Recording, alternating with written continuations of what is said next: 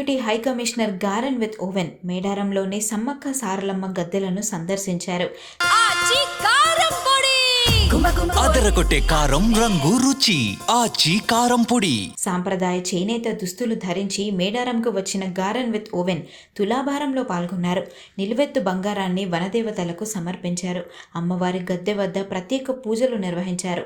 మంత్రి సీతక్క ఆయనకు మేడారం మహాజాతర ప్రాముఖ్యతను తెలియజేశారు. గద్దెల వద్ద ఉన్న స్తంభాలను చూపిస్తూ ఆదివాసీ సంప్రదాయాలను గారెన్ విత్ ఓవెన్ కు తెలియజేశారు. అనంతరం భక్తుల కోసం చేసిన ఏర్పాట్లను ఆయనకు వివరించారు.